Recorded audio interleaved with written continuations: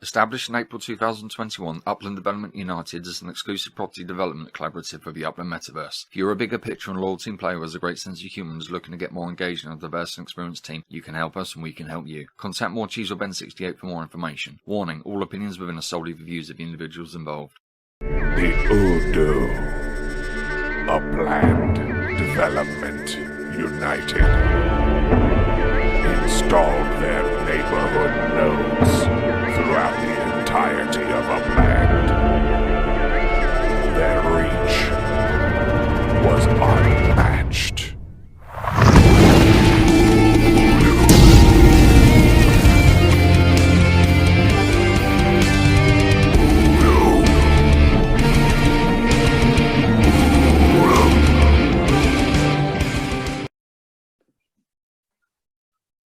Hello and welcome to UDU team meeting number 30. Today is the 2nd of November, or the 3rd where I am.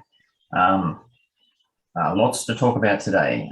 I was just telling the guys before we got recorded, I've just been running around in the backyard, pumping my fists, thrusting my hips, slipping over in the wet grass, scaring the cockatoos. So yeah, bit to talk about before we get to that though. Tier 1 floors, a lot of action in some places. San Francisco, it was at 22.5K, it's jumped up to 23K, so not much movement there. Manhattan is the big one, and I'll talk about this a bit later. Manhattan's jumped from 44.9 to 55K, so almost more than a 10K jump there, as far as I can tell, scrolling through manually within the app. Chicago's had a little bit of a bump too, from 4.5K up to 4.8K, and the only one that's down is Santa Clara, which was at 15K, and it's down to 14.5K. So yeah, lots of action. There's been a few people complaining that it's hard to flip properties and whatnot because of no up square land. Holy shit, Manhattan's on fire, which is the next thing that I wanted to talk about. Absolutely going bonkers on the secondary market in Manhattan. Yesterday I made 500K. Last week I made 2.4 million. Last month I made 8.6 million. And just today already I've made 400K, and that included one 368K sale that was for a non-collection property. So wow. I think we're seeing a lot of new people coming in and expanding into the space. And yeah, for the first time, I've actually kind of sat back and thought, hang on a minute, how many do I have left in Manhattan? How many do I want to hold on to long term? As I'm grinding towards chief executive, I'm willing to let go a lot at the moment. I think I've still got something like 150 properties. Realistically, I'm probably still going to flip 100 of those. So yeah, but Manhattan absolutely on fire. Some people have asked how I'm pricing properties because, you know, without any data tools, it's a bit hard to, you know, find out the specifics in the neighborhood. All I've been doing is within the app scrolling kind of to a wide view and then checking the marketplace button, and that tells me what the price is in that area. And then I'll zoom in a bit closer to get yourself specifically within the neighborhood and do the same thing. If you do those steps, you know, 2 or 3 times, it's pretty easy to work out what the floor is in any given area. So I always just see what the floor is and undercut it by, you know, a couple of UPEX. But yeah, the amount of sales come through is just, wow, unbelievable. Yeah, almost 9 million UPEX last month. If I can do that again this month, well, I'll be a chief executive before December. So it's all happening. Anybody else seen some big sales come through, or are you busy flipping, or are you holding on? What are you up to?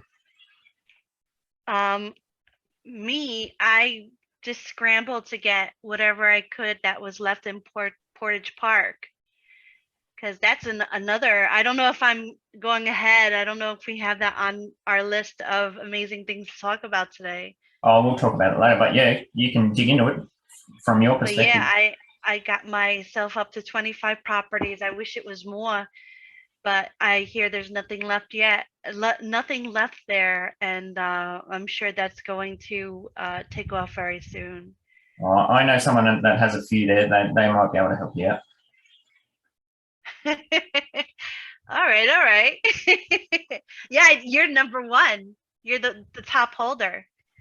Yeah, I went a bit bonkers, but yeah, I'll talk about that a bit later. No, I'm just kidding. Anybody It's else? a good investment. It's a good investment. I kind of have a Sure. question about that. Yep.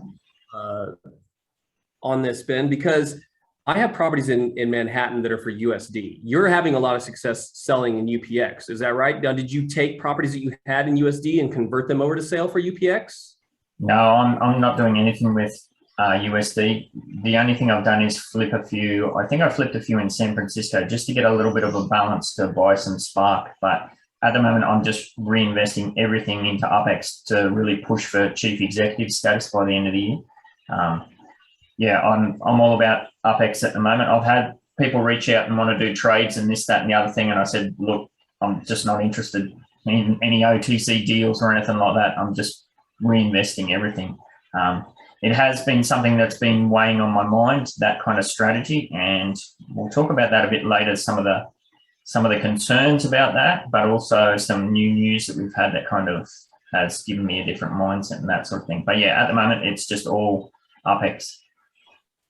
Yeah, it's interesting because the sales that I have, and even being in the collection status for some of those properties, USD is kind of more sitting on the marketplace. I don't know if that's because you've got more people that are playing mobile and it says you've got to go to the web to make those purchases happen, or if it's something else. But just the report back from what I have on USD, now I'm going back and pulling those properties off the market because the floor has risen. And some of my USD properties, I'm just going to say it, they're lower than what the floor is right now. So yeah, I think you might be right there about the app, because I know I don't take any notice whatsoever because I'm 100% mobile.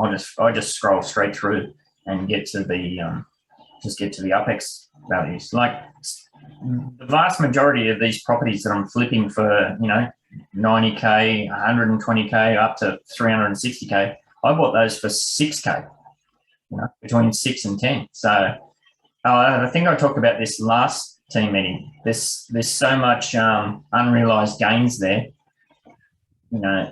There's two ways to play it. You sit on it for another year and you're going to make bulk money, or I take that now and reinvest it, which is what I've done as far as Portage Park and that sort of stuff goes. So there's a few different ways to play it out. Anybody else? No, all good. Alrighty, Spark Train number 7, over to you, Cheese. Yeah. All right, so we had 15 people, 15 properties nominated. We are done with 1/3 of that, meaning we are about done with 5 out of the 15. Half of them, oh no, I clicked something else. Oh, there was small townhouses in the mix too, wasn't there? So which just kind of speeded things up. Yeah, and we're about halfway done with the filling in the train. So we just my property, which I have most of my Spark on, is going to be done tomorrow.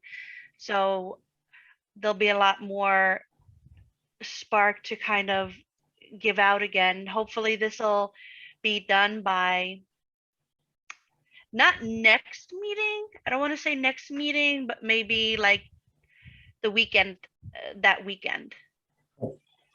Now, there has been some talk too. Some people have asked, I think it might have been Fish asking about an apartment train. Oh, yeah. Yeah. So Fish reached out to me and I thought it was a great idea to kind of implement this in there. Thank you, Fish, for coming to me with that great idea. I was thinking, all right, so we can't do an official all apartment train because that would take too long.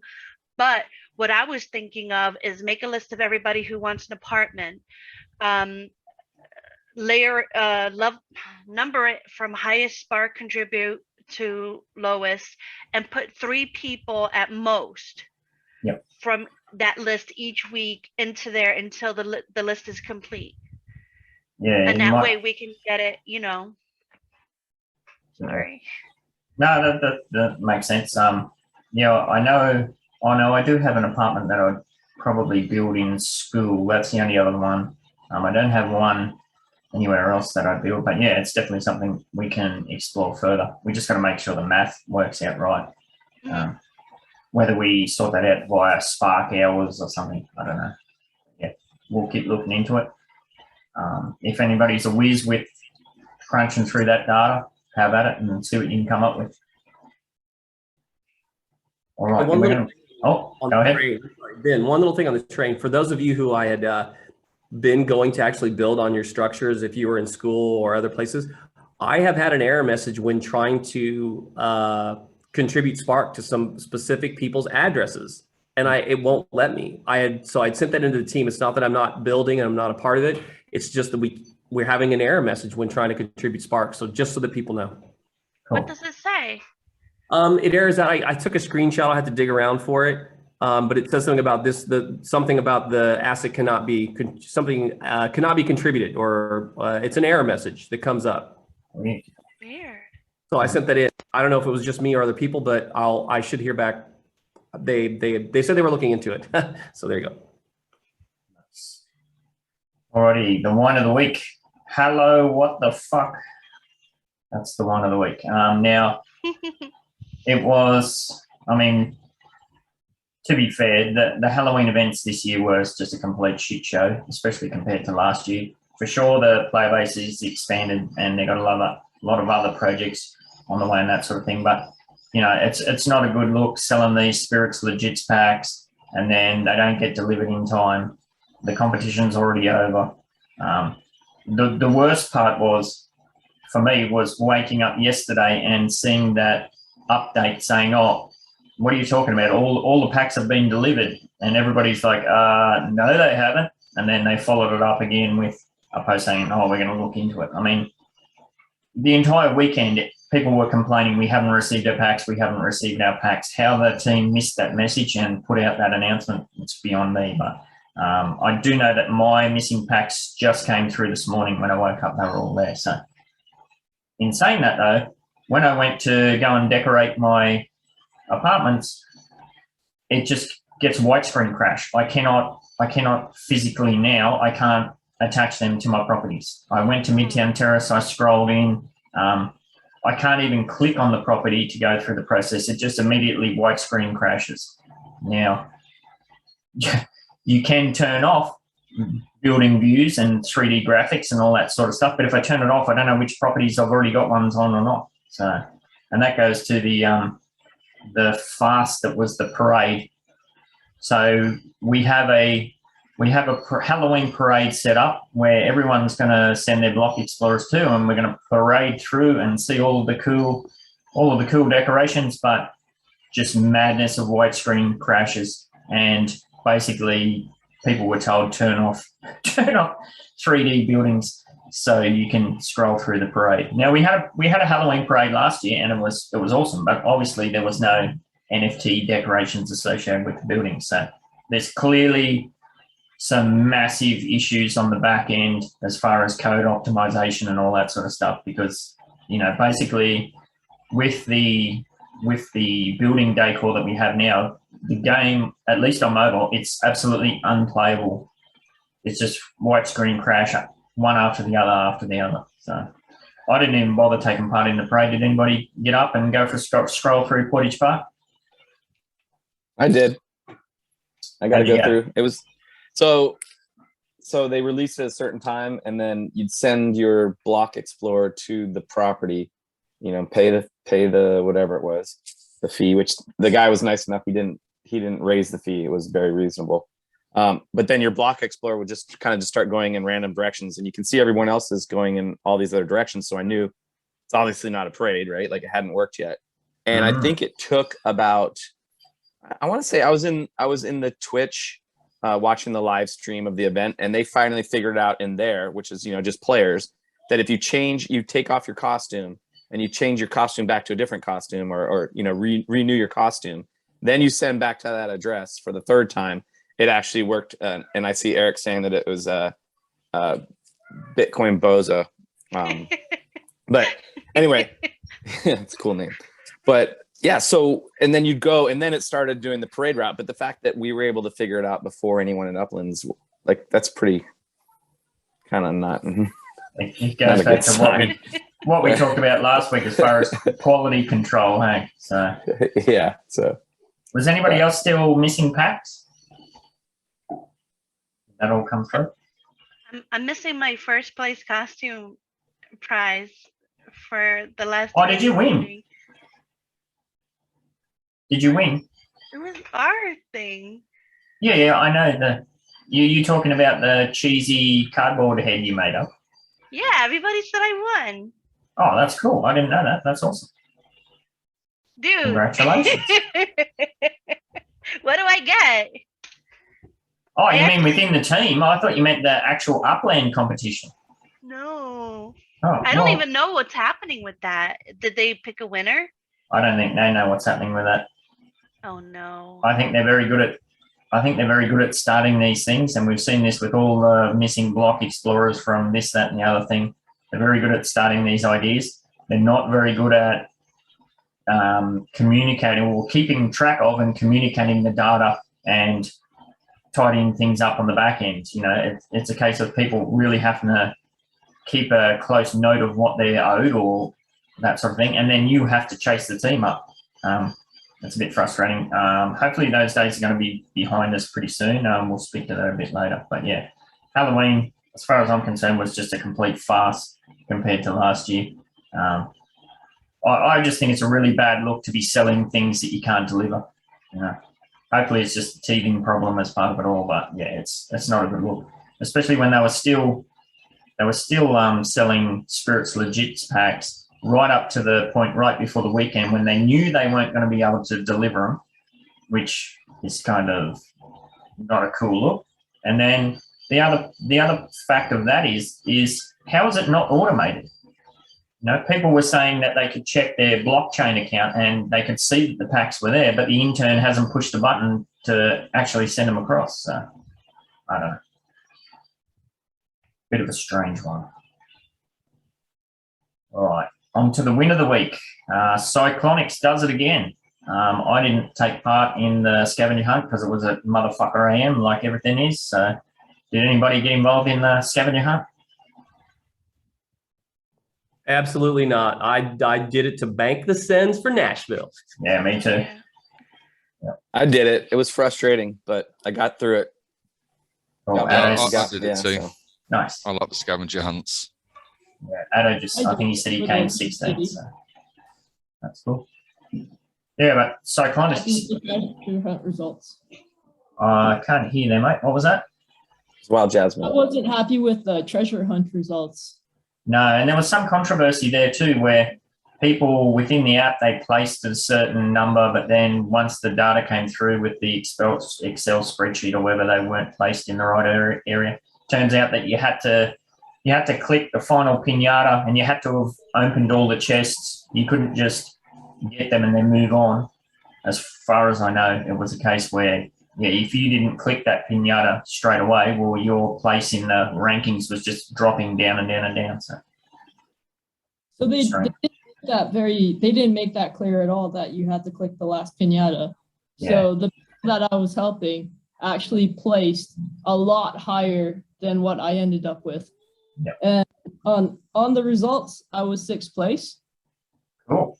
On the spreadsheet, I was 34th. Yeah. That's what I'm talking about. Yeah, oh, that sucks. Yeah. So yeah, there's a clear issue there, and it's not the first time this sort of stuff's happened.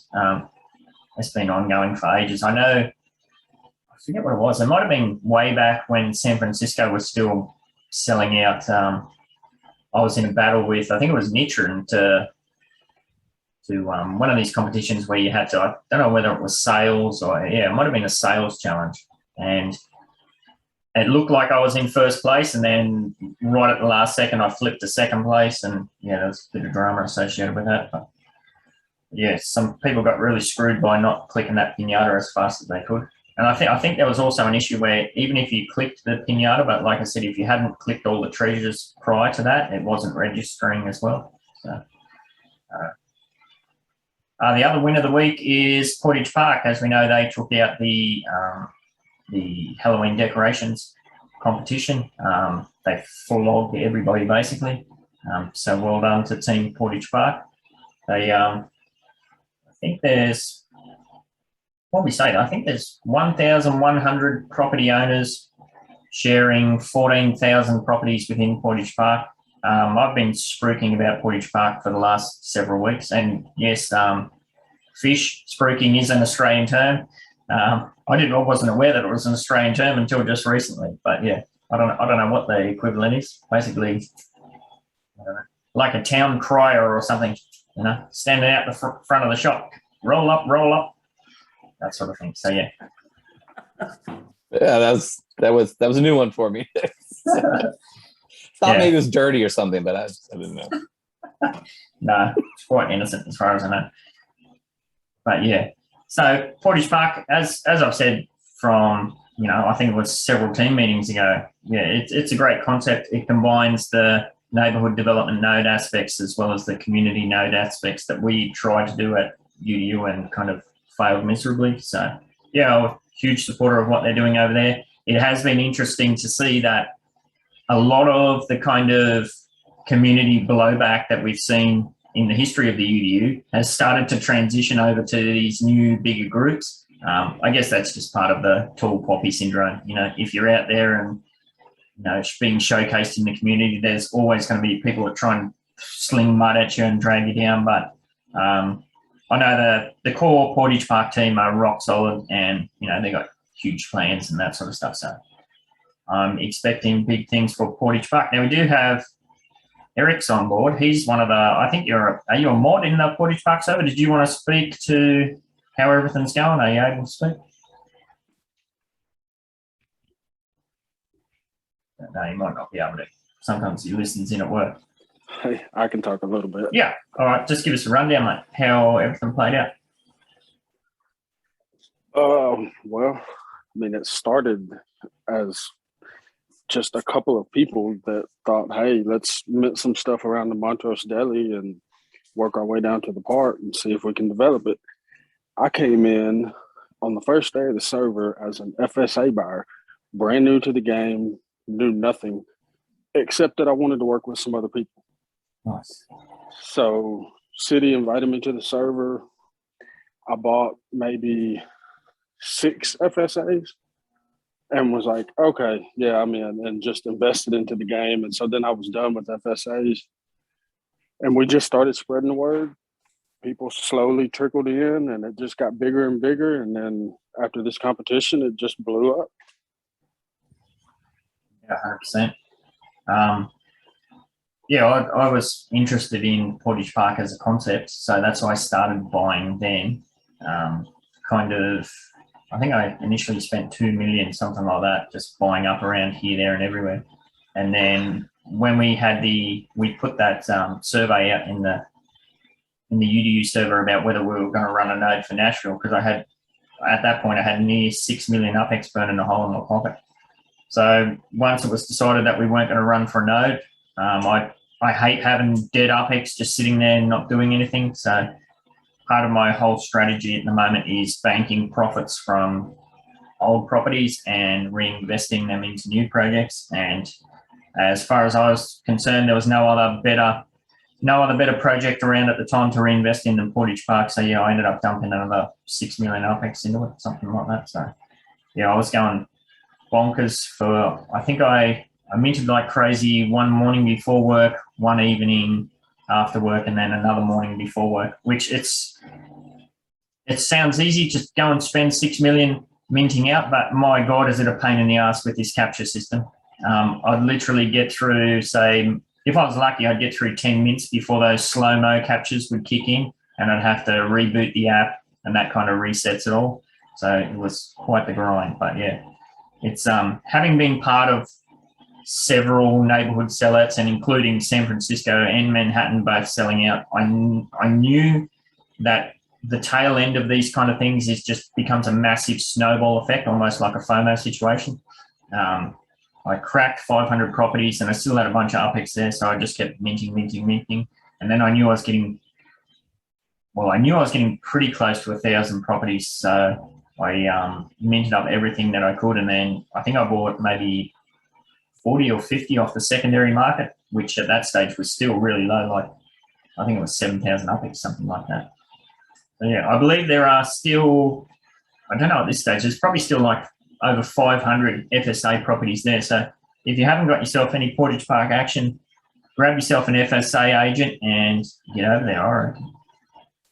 Yeah, if you want to check, just because you want to grab some or anything, you can go to the website, portagepark.me, and it's going to have a listing of the lowest sale prices available at the moment. That's right. I think, Fish, you were talking about that, weren't you? Yeah, that's one of the things that attracted me to, other than the fact that you've been spruiking it, was that how organized they were, and that was even before the competition. I'd been over there and seen the development around the actual park because I'd wandered out there when I was minting in Chicago. I went on West Irving, which is like one of the main thoroughfare that actually crosses through several neighborhoods in northern Chicago that has a lot of potential in my mind. And then when I found out they had a website, it was like a no-brainer. Like they've been organized, obviously. They have a really cool logo. With the way they did the logo was in a very much a community feel. They voted for it. They had like 5 logos to choose from. Everybody presented an idea. They voted on it. They're very organized, and and like it speaks a lot to Eric, right? That and the fact that he's on it and that he's been a member and how he came in as an FSA. I like that kind of community minded and from the ground up. So that's my 2 cents. That's cool. Yeah, it's a great project. It's a great team. It'll be interesting to see how they ride out all the bumps that are on the way. We know that like a team like Icon has recently gone through a lot of the teething problems that we've gone through at UDU. So there's always going to be challenges, but yeah, as you've mentioned, Fish, the team's solid, and I'm sure they'll ride all those out. So go Portage Park. On to Nashville now. I just saw just before we started the meeting that we have a release date, Wednesday, 8 a.m. PT, which for me is like, God, it's like 1 a.m. or something stupid. So I'm personally not even going to bother getting up. My personal plan for Nashville is just to buy 3 of the biggest properties that I can buy for the collection, and I'm going to buy a whole bunch of burners. That's about it. I'm not going into vanilla speculation. Does anybody have a hot tip though for Nashville? I would take a look at Broadway, because Broadway is known as the honky tonk highway. So you're going to see a lot of that go on. Of course, Music Row between 21st Street Ave and 12th Street Ave. That's in Edgeville. Could be a big deal over there. Of course, you got the stadium and the Grand Ole Opry. Can't miss out on some of that. And then there's some other speculation on what would otherwise be larger areas that would be standard collection types like Meadowbrook, things of that nature. There's some other parks, but definitely gonna have to do your research on that. And yes, Nashville's coming out tomorrow for anyone that wants to get in. Make sure you got your sends packed. Think about what you're gonna do when you hop off that train, because the airplane terminal is a little bit closer, but you're still gonna have to get yourself into the main city area. If you're gonna use the disembark strategy where you sit and wait until the city opens and then your block explorer, you can manually disembark, and it's gonna be right there in the downtown area. But downtown is literally where everything, it's the hot spot. There's many, many places. Yeah, it's gonna be a race to mint, and we'll see how the system holds up. That'll be interesting. Uplander, do you know if this release, is it tied in with the New York City showcase deal that Upland's got going on? We've got several of our own Uplanders that are there. Wall Street, Satoshi's View is there. Crypto Lou is there. Nisharan is there. We will have some more live information, some coverage. Nisharan's going to be live in the Upland Cafe Wednesday. Satoshi's been sending me some pictures of the event as it goes through. We know that Dirk is going to be speaking Wednesday, I believe it is.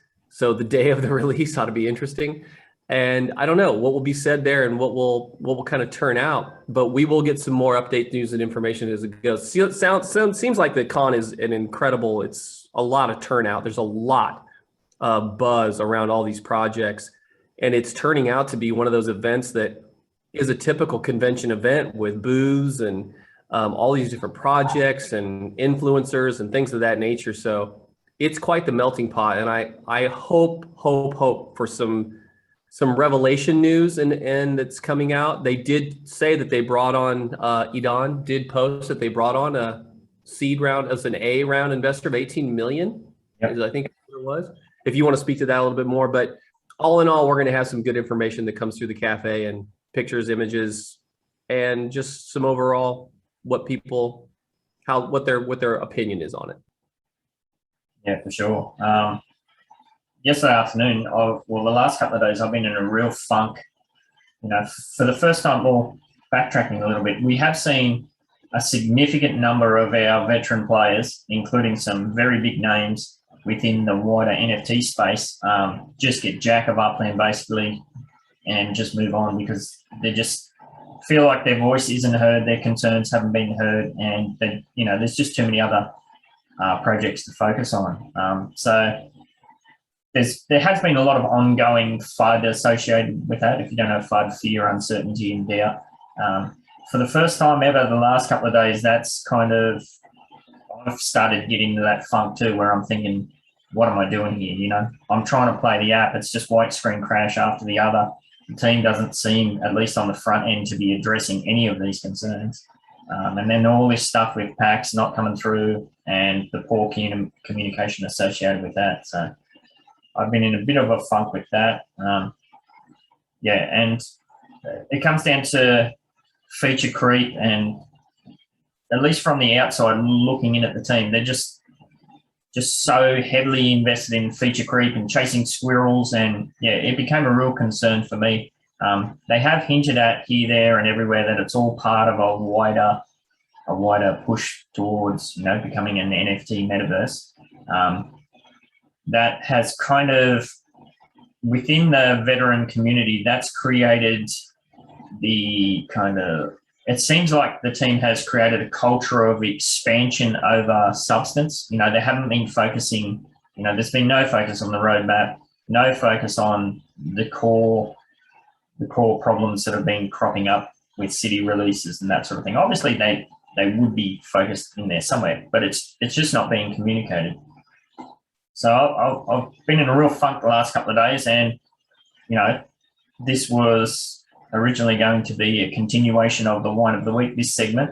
However, as Uplander suggested, when I woke up this morning and turned the phone on, the first thing I saw was the seed round notification, 18 million, which, that certainly raises the eyebrows. 18 million is a significant chunk of change.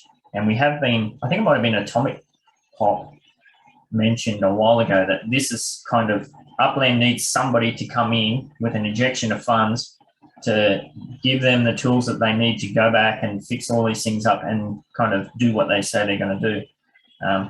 Initially I thought, 80 million, that's a good chunk of change. But when I looked into it further, and I read about, I don't know how to pronounce it, is it Animoca, something like that? Then that really got my eyebrows up. And as I think I told Uplando, I was out the backyard, running around, pumping my fists and thrusting my hips and slipping over in the wet grass, because this is huge. Now, I will try and share screen. This hardly ever works. There we go. We got that up. So, we're looking at.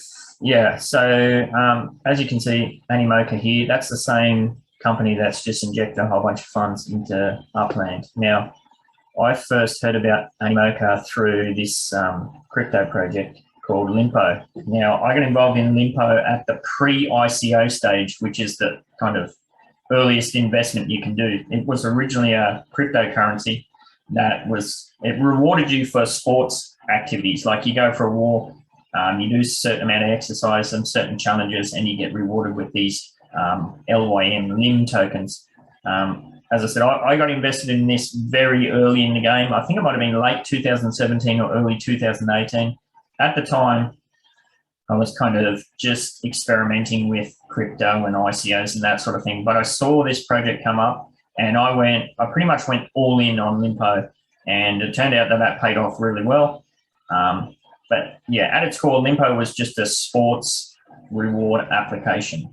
However, when's this? 17th of December 2020. So at the end of last year, Limpo was acquired by Animoca Brands, and they rebranded themselves as a kind of sports NFT platform. And I can show you what that looks like here. So yeah, they rebranded as a sports NFT platform. Now this is, Limpo is on the Ethereum blockchain, I believe.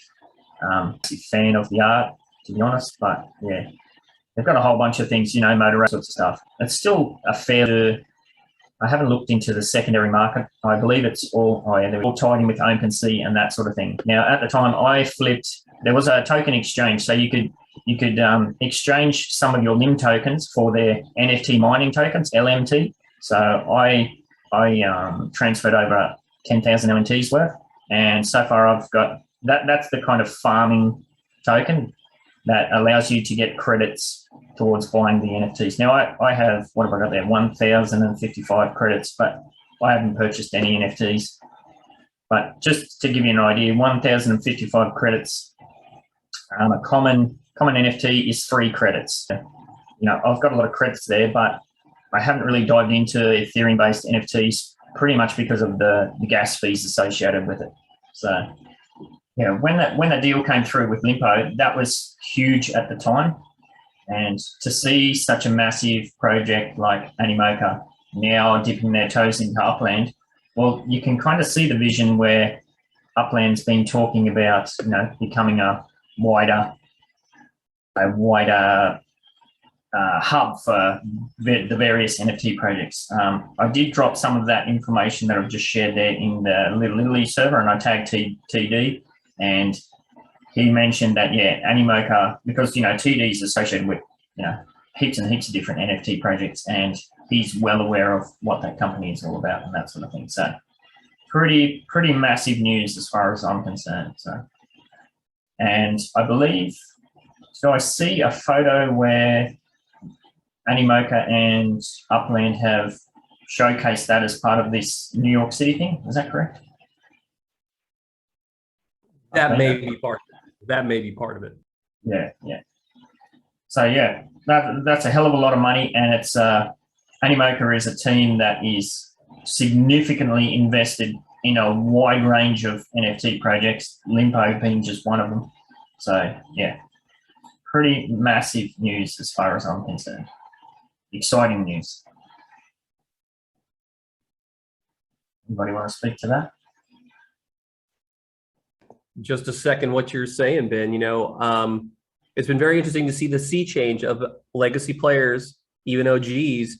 If you look at how this is, we're going through these different waves, and I very rarely see, when we used to 3 months ago, 4 months ago, when you were scrolling through general, you would see everybody that you've known and that you've grown with in this game completely just not interacting as much.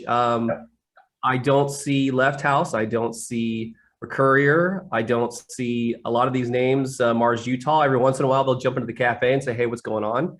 But I think that you have some of those who are early adopters that bought in and are sitting and holding their bags. They're very attached to San Francisco and Manhattan, New York, which why wouldn't you be? Yeah. But, you know, ongoing, it's all the new players and the influx of new players.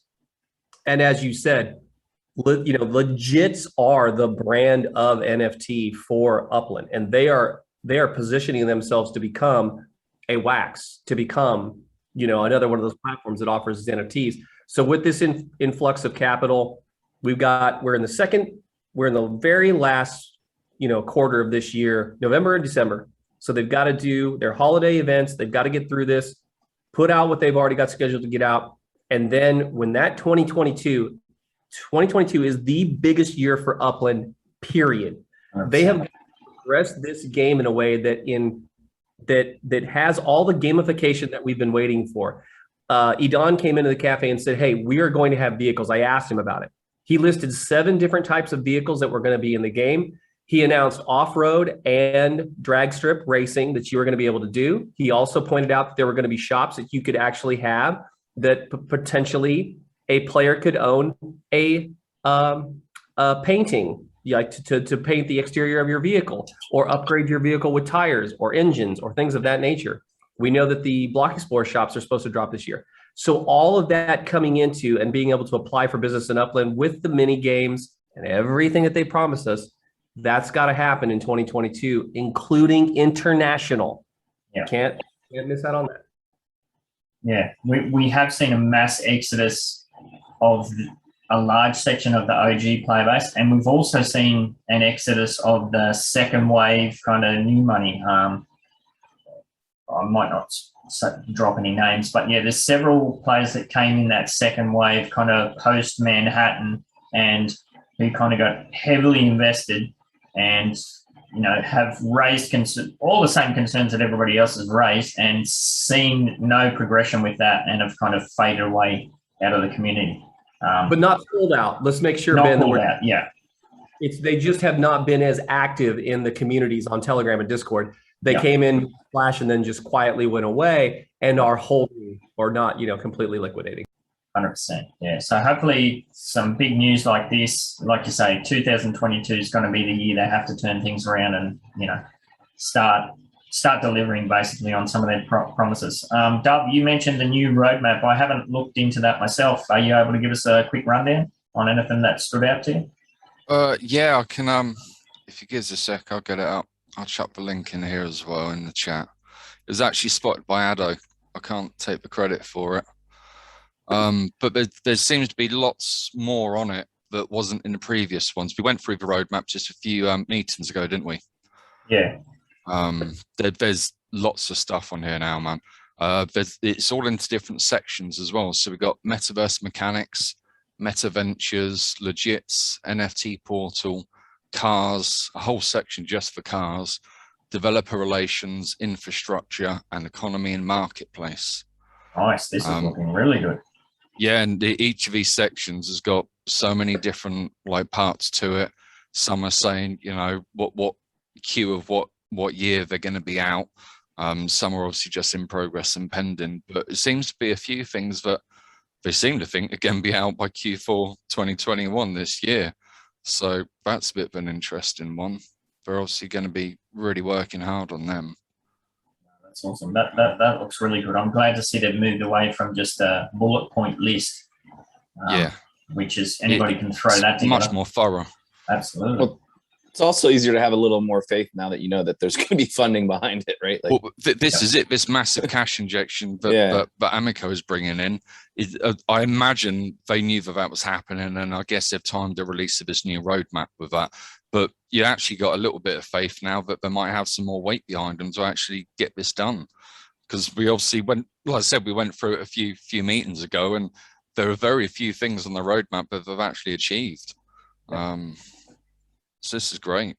Yeah, and Cheese and I dove into that with the Icon guys, and we went through that step by step as well. That could have been where I watched a more thorough one. Yeah, fair one. So yeah, it's I'm pretty pumped actually. I wish I didn't have to go to work. I'd dive right into it a lot more today. But speaking of Cheese, sorry, go up, Linda. Really quickly, the Block Explorer Outfit Challenge winners has been posted. It's over there in Upland Updates, and yes, our own Morecheese is top of the list there with the costume and the Block Explorer. So very, very cool.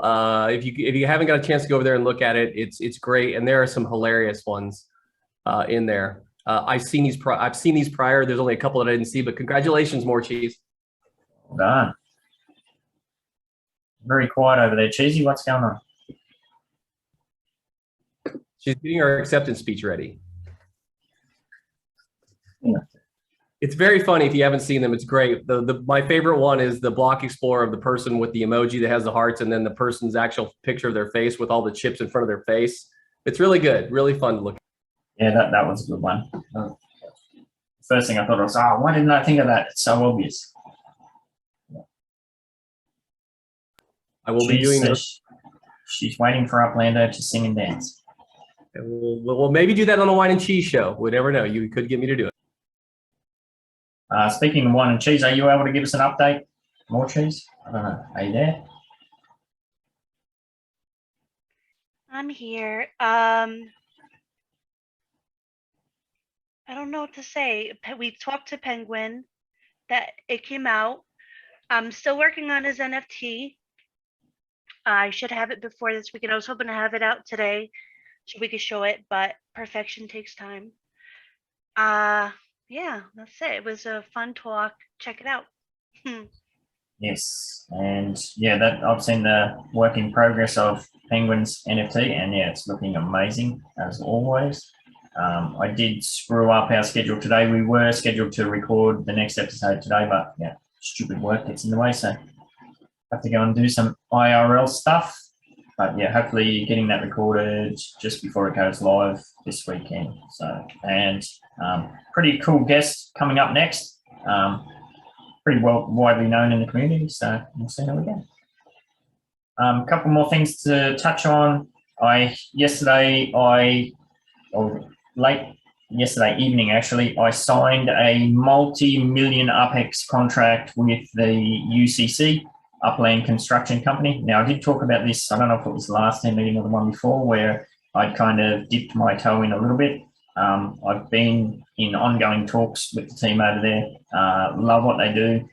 Basically, they take all the hassle out of staking Spark and that sort of thing. So, yeah, I've signed the contract yesterday to stage 1 of the Midtown Terrace United build-out. Will be for 34 townhouses. So that's quite a significant contract, as you can imagine, for 34 townhouses. It's kind of a good system where I'm paying a kind of upfront deposit and then paying it off weekly. And those guys and girls are just going to go gangbusters and help us to build that out. I'm focusing on that block, that central block in Midtown Terrace, where we currently have the MTU logo showing why our properties for sale and not for sale. That's going to be solidified in actual townhouses. So I'm going to do the exact same thing, using the roof colours of the townhouses to emblazon a big, massive MTU sign that'll be visible from outer space, outer metaverse space or something like that. Now, I woke up at, I don't know, 1 o'clock this morning in my head, what colour? Does anybody off the top of your head, do you know what colour roofs would be good for townhouses? So I need a contrast between like the background townhouses, and then there's going to be the featured townhouses that spell out MTU. First thing that came to mind for me was black and red. I don't know. Anything else? Anybody want to chime in? Does anybody know what the hell I'm talking about? Yeah, I think black and red would be good. If it's all your properties, Ben, and you'll be able to have a significant amount of those, black and red is probably going to be the most standout, so that even when you have, in the future, when dark mode comes along, you'll still be able to see that MTU in red, in my opinion. Yeah, it's a full block basically of 16 properties side by side. What is it? 17 properties side by side, so 34 townhouses. So within that, I can spell out a big MTU. So yeah, that's going to take probably, they reckon they can probably get through 2 a week. So perhaps more, as like the UCC has been expanding as more and more people get hold of small amounts of Spark. And this is where the UCC kind of comes into their own. You have all of these potentially hundreds, thousands of players with 0.01, 0.06 Spark, and you can't really do much of that by yourself. Those players can't really do much by themselves, but if they get over to the UCC server and get involved in there, they can make a good amount of UPEX loaning out their Spark. So yeah, it's going to be probably 15 or so weeks. And as I said, this is only stage 1. I've got 300 properties to build in Midtown Terrace. So hopefully this is going to be a deal, a partnership with these guys that's going to be ongoing for a significant couple of years. I did have someone from the UCC reach out to me this morning, and we're probably going to work towards putting out a joint statement. Obviously, I think this is by far the biggest deal they've ever been associated with too. So, it kind of helps them out a bit, helps us out a lot. So we'll see how we go. Anybody have any questions about that one? No, all good. And that's about all I wanted to speak to today. Uplander in the cafe for the statement. What's that about, Eric? Yeah, there's a couple things that are coming up in the cafe for both the New York update. I just dropped a picture of there. You can go in the Upland Cafe chat channel. That's the compendium channel to the Upland Cafe voice channel. Took a picture of the actual, it's a side vision of the view of the Upland booth that's there in NYC. It's not the greatest picture. It's just a teaser, though, of information that I'm getting through that's coming through there. I'll get more, hopefully some video and pictures. And then also for anything that you want to do, I typically do in the cafe segments that are on there. If you have things that you want to promote or put up there, absolutely. But I do understand that tomorrow and the following throughout this entirety of the end of the week, we have something every single evening, and that'll be in the evening, generally from 7 to 9 p.m. CST. So check it out. Nice. Very cool. Yeah, I've been spending a bit of time there, here and there, in the cafe when I can. Usually when I'm available to jump in, there's not many people around, but yeah, it's been cool to jump in and have a chat to Dr. T and the rest of the gang. So yeah, yep. Unless anybody has anything else to touch on, we're going to wrap this one up. I don't think I'll be able to get this live before I have to go to work. I may be able to. We'll see how we go. But yeah, huge things underway for Upland as a whole, and also with the UDU as far as building out. So yeah, it feels good to be positive. Alrighty, thanks everybody, and we shall catch up again.